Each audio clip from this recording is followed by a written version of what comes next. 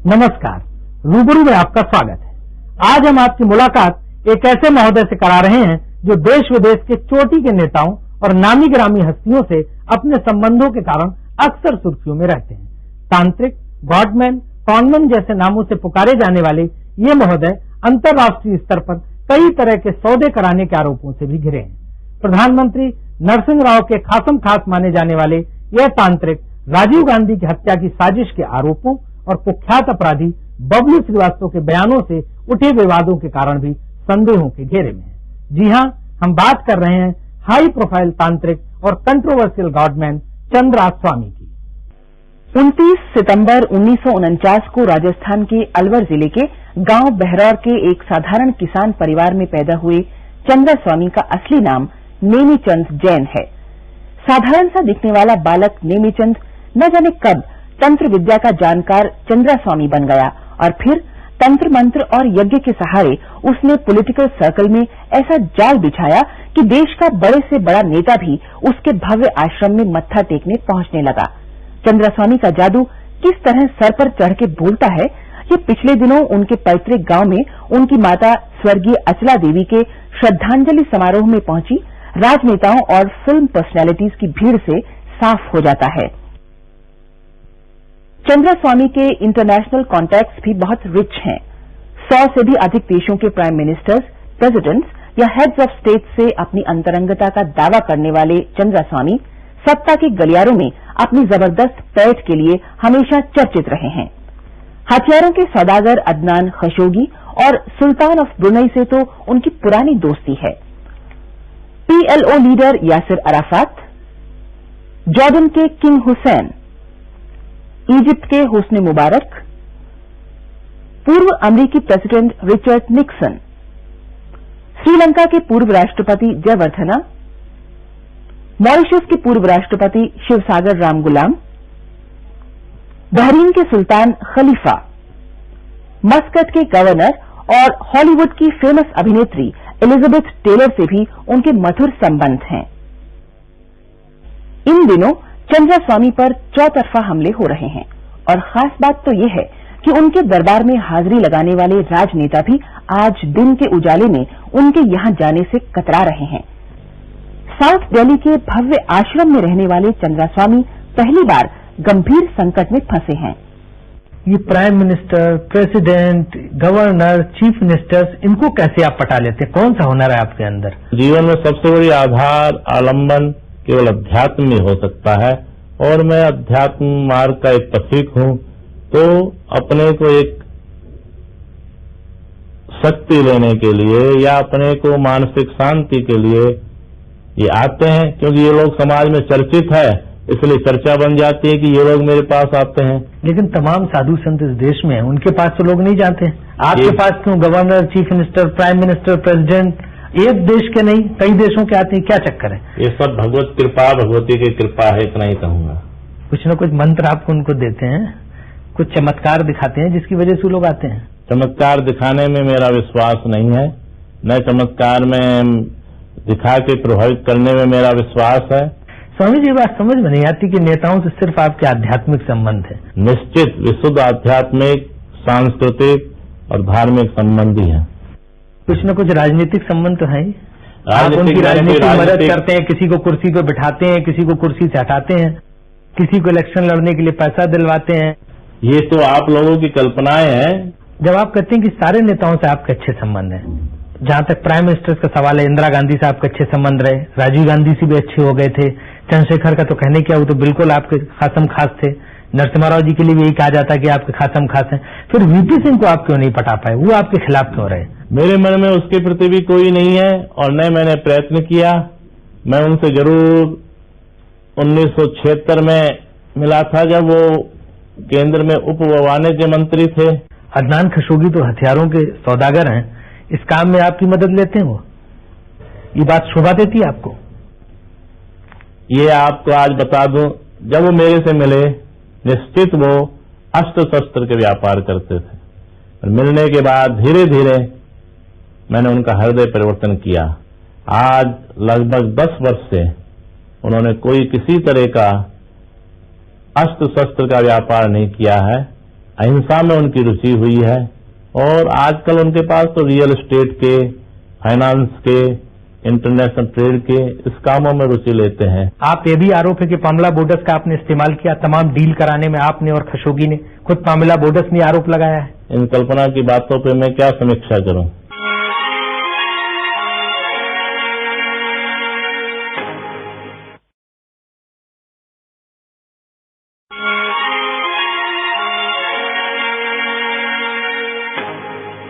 ऐसे देसी विदेशी पॉलिटिशियंस, फिल्म पर्सनालिटीज और व्यापारियों की लंबी सूची है जो चंद्रास्वामी से खासे प्रभावित हैं। इनमें कई तो उन्हें अपना धार्मिक गुरु कहते हैं, लेकिन ऐसे लोगों की भी कमी नहीं है जो चंद्रास्वामी पर गंभीर आरोप लगाने से नहीं चूकते हैं। तो आइए देखते हैं लोग उनके बारे में क्या कहते हैं।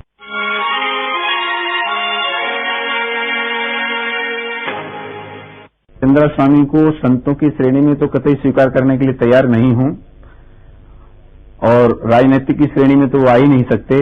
चंद्रास्वामी निश्चित तौर पर संत नहीं है। हाँ, संत का लिबादा ओढ़कर, उसका आवरण चढ़ाकर वो संत के नाम पर, साधु के नाम पर अपमान जरूर है।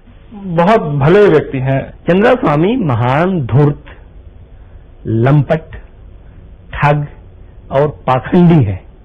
इसके लिए अब ज्यादा साबूत की आवश्यकता नहीं है, क्योंकि वह आदमी प्रधानमंत्री नरसिंह राव को अपनी गिरफ्त में ऐसे बांधे हुए है कि उस पर कुछ नहीं होगा।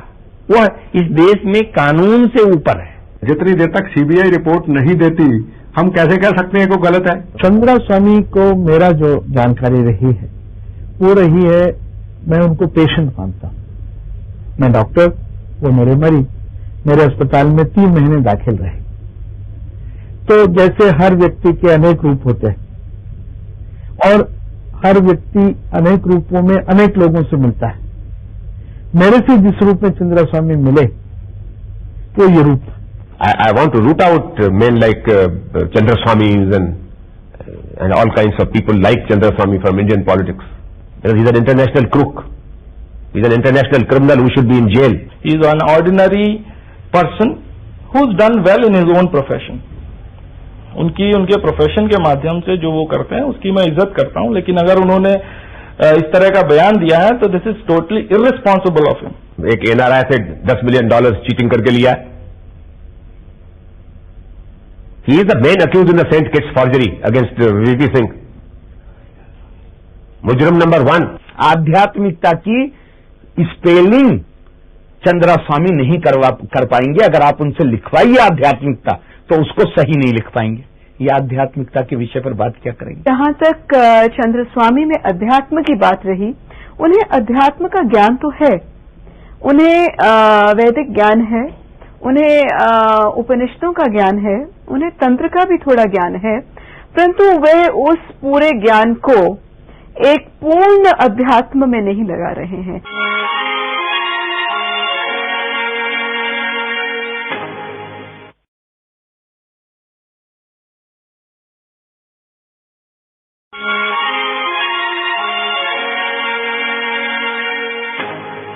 अपने को आध्यात्मिक व्यक्ति मानने वाले चंद्रास्वामी अक्सर विवादों में घिरे रहते हैं।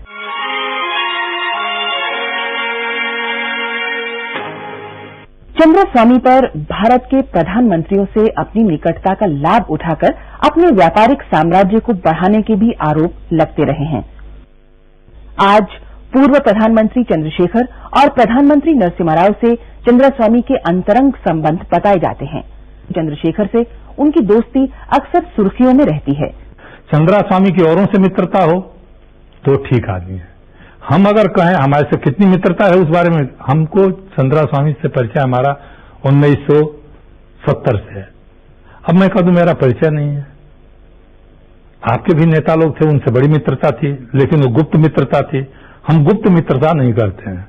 प्रधानमंत्री नरसिम्हा राव से चंद्रास्वामी के संबंध आंध्र प्रदेश की कांग्रेसी राजनीति के दिनों से हैं। उस जमाने में नरसिम्हा राव के लिए पूजा पाठ कराने वाले चंद्रास्वामी आज भी उनके करीबी माने जाते हैं। लोग समझते हैं कि चंद्रास्वामी को हम खुश कर लेंगे तो नरसिम्हा राव को खुश कर लेंगे। चंद्रास्वामी के रिकमेंडेशन पर गृह मंत्रालय में अधिकारियों की पोस्टिंग, आईबी में अधिकारियों की पोस्टिंग, सीबीआई में अधिकारियों की पोस्टिंग, चंद्रास्वामी की कहानी पे होती है। हमारे जो दूतावासों में पोस्टिंग, एम्बेसडर्स की पोस्टिंग्स होती है, उसमें उनका व्यापक प्रभाव है। ये आदमी पिछले 4 वर्षों से देश के ऊपर हुकूमत कर रहा था। सारे मिनिस्टर इसके पैरों में पड़े रहे, पैर छूते थे लोग, वो लोग जो बड़े पदों पर आसीन हैं, इसलिए कि उनके मन में कहीं ना कहीं ये विश्वास हो गया था कि प्रधानमंत्री से नजदीकी होने के कारण ये आदमी को बना सकता है और बिगाड़ सकता है। चंद्रास्वामी और प्रधानमंत्री के संबंध जरूर रहे होंगे, लेकिन चंद्रास्वामी की ऐसी कोई हैसियत नहीं है, मैं हैसियत शब्द का जानबूझकर प्रयोग कर रहा हूं, कि वे प्रधानमंत्री को विवश कर सकें या उनसे कोई आदेश दिलवा सकें ऐसा जो न्याय सम्मत ना हो। ये नरसिम्हा राव को आपने अपना चेला कैसे बना लिया? मैं तो चला अकेला, खुद ही गुरु खुद ही चेला। मैं किसी को चेला वगैरह नहीं बनाता हूं। उनसे मेरे आत्मिक संबंध अवश्य है, और वो आज के नहीं, गत 25 वर्ष के संबंध है। 25 साल पहले आप उनको कैसे मिले थे? हैदराबाद में मेरा उनसे पहला प्रथम साक्षात्कार हुआ था। उस समय वो आंध्र प्रदेश में संभवतः मुख्यमंत्री थे। आपने कहा है कि आपकी कार पीएम हाउस में अंदर तक जाती है, पोर्टगो तक, और उसकी कोई तलाशी नहीं ली जाती, सही है? जैसे हम प्रधानमंत्री भवन में जाते हैं, आपने देखा होगा एक बैरियर लगा रहता है, जहां गाड़ी रुकती है वहां गाड़ी मेरी चेक होती है, और फिर मैं वो अंदर जाती मुझे छोड़ के आती है, फिर चेक होती है, फिर मुझे लेने आती, तो चेक सुरक्षा जांच पर निश्चित होती है। महीने में कितने बार पीएम से मिलते रहते हैं? महीने में नहीं, यदा कदा कभी जब संयोग होता है, उनके जन्म दिवस पे बधाई देने गया हो या कभी कोई ऐसा संयोग आया हो, क्योंकि मैं तो ज्यादा विदेश यात्रा में भी रहता हूं। चंद्रशेखर और नरसिम्हा राव, इन दोनों के बारे में कहा जाता कि उनको प्रधानमंत्री बनाने में आपका बहुत बड़ा रोल रहा। जो मेरे निकट है उनके प्रति शुभकामना स्वाभाविक है। मैंने कोई ऐसी भूमिका अदा नहीं की कि ये दोनों प्रधानमंत्री बने। लेकिन लोग तो आपको चंद्रशेखर सरकार और नरसिम्हा राव सरकार का राजगुरु मानते हैं। इन लोगों की अपनी कल्पनाएं हो सकती है, और मेरी कोई किसी इस तरह की न भूमिका रही है और न कोई महत्वाकांक्षा है। आपने राव साहब की तमाम मौकों पर मदद भी की। मैंने कोई किसी तरह की मदद नहीं की। एक बार यूएस कांग्रेस में इंडिया की लॉबिंग के लिए कुछ मेंबर्स की जरूरत थी, सुना हुआ आपने उनको दिलवाए थे? नहीं, मेरा कोई इस तरह की भूमिका नहीं रही। मेरा संबंध जरूर है वहाँ कांग्रेसमैनों से। कितने कांग्रेसमैन आपको जानते हैं यूएस कांग्रेस के? आज तक मैं गणना तो नहीं की, पर काफी संख्या है। चंद्रास्वामी पर राजीव गांधी की हत्या करवाने की योजना में शामिल होने के आरोप भी लगाए जा रहे हैं। इस बाबत दिलीप सिंह चौहान द्वारा फाइल की गई एफिडेविट की सुनवाई के दौरान उन्हें जैन कमीशन के सामने क्वेश्चनिंग के लिए उपस्थित होना पड़ा है। उधर पूर्व केंद्रीय मंत्री आरिफ मोहम्मद खां का तो ये भी कहना है कि चंद्रास्वामी ने राजीव गांधी की हत्या के लिए एक इजरायली भाड़े के सैनिक को $10 लाख देने की पेशकश की थी। राजीव गांधी की हत्या की साजिश चंद्रास्वामी ने अमेरिकी साजिश के तहत करवाई, और उसी समय यह तय हुआ था कि नरसिंह राव को प्रधानमंत्री बनाया जाएगा। चंद्रास्वामी जी के खिलाफ कोई ऐसा एविडेंस है नहीं कि उनकी कोई इन्वॉल्वमेंट है। अभी तक इतना रिकॉर्ड पे एविडेंस आया है, उनके खिलाफ, चंद्रास्वामी जी के खिलाफ कुछ भी एविडेंस नहीं है। राजीव गांधी इस देश का बहुत इंपॉर्टेंट नेता था। उसके हत्या के, उसके असैसिनेशन के बारे में आप स्वामी जी से पूछ रहे हैं कि साहब तो तंत्र में आपने किससे तंत्र सीखा? तंत्र किससे सीखा था? राजीव गांधी असैसिनेशन से क्या मतलब है? ये संपर्क हम तो आज तक जोड़ नहीं पाए। चंद्रास्वामी का से क्रॉस एग्जामिनेशन उसी संदर्भ में किया जाना चाहिए जिस संदर्भ के लिए, जिस कार्य के लिए जैन कमीशन की नियुक्ति की गई। तो जैन कमीशन में राजीव गांधी हत्याकांड की साजिश में शामिल होने के आरोप आप पे क्यों लग रहे हैं? ये तो लोग अपने अपनी कल्पना पे, और जो स्वार्थी लोग अपनी रोटी सेकने के लिए, या जो लोग चाहते हैं कि राजीव गांधी के सही हत्यारों का पता न चले। आपको कुछ पता है कि कौन लोग थे राजीव गांधी के हत्याकांड में? निश्चित बाहर की ताकतों का षड्यंत्र है, और नीति की लोगों को जग जाहिर हो चुका है। विदेशी ताकतें कौन हो सकती? जो बड़ी, उसमें पाकिस्तान भी हो सकता है, लंका भी हो सकता है, अमेरिका भी हो सकता है, फ्रेंच भी हो सकता है। सब शक्तिशाली लोग, कौन चाहता भारत शक्तिशाली हो? CIA भी सभी हो सकती है। एक आरोप आप पे लगाया जाता है कि आप कोलंबो गए थे और वहां आपने LTT से संपर्क किया था। 85 में मैं कोलंबो गया, अश्वमेव यज्ञ में का उद्घाटन करने गया। उस समय मेरा क्या एक दिन के लिए गया, दिन से मिला, वापस आ गए। लोगों की अपनी कल्पनाएं हैं।